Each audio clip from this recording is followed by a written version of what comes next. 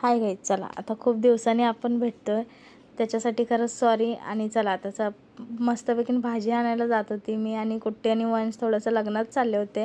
आणि माझी थोडीशी तब्येत खराब होती म्हणून आहे ना मी नव्हती गेली, कुट्टी आणि वंशच गेलेले. मग आल्यावरती घरी आहे ना एवढा पसारा बघून ना काय बोलू.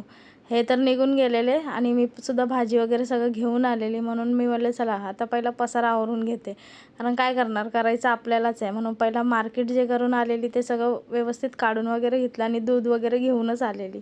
सगळं मार्केट मी गेली की सगळंच येतं, आणि कुट्टी असल्यावर काय तेच तेव्हांचे पप्पा असल्यावर जरा विसरायला होतं मला. आणि मग काय सगळं कांदे वगैरे ठेवले. कांदे तर काय दुपारी आलेला टेम्पो आमच्या एरियात तिथूनच घेतलेले, आणि मस्त घर वगैरे स्वच्छ केलं, सगळं क्लीन वगैरे करून घेतलं. आणि साईडलाच लगेच आम्ही जेवणसुद्धा बनवायला घेतलेलं.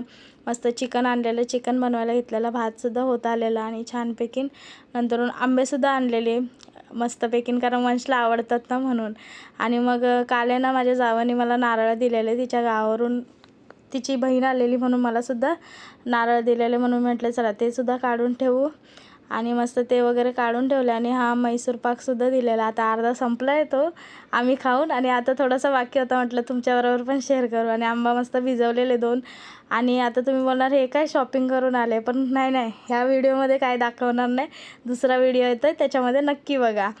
आणि मग तोच व्हिडिओ शूट करत होती त्याचं. आणि त्याच्यानंतरून आहे ना खूप दिवसानंतरून LED लाईट लावलेली, कारण एवढे दिवस बंदच होती. मी म्हटले चला आज लावूया. आणि ते LEDने ना बाकी कुठे नाही, पण ह्या फोटोवरती एवढं भारी दिसत होतं ना विचारू नका. म्हणून मी म्हटलं चला तुमच्याबरोबर पण शेअर करू. मग काय गेलो ना आईस्क्रीम खायला. चला आजचा मिनी ब्लॉग तुम्हाला कसा वाटला नक्की सांगा. चला बाय.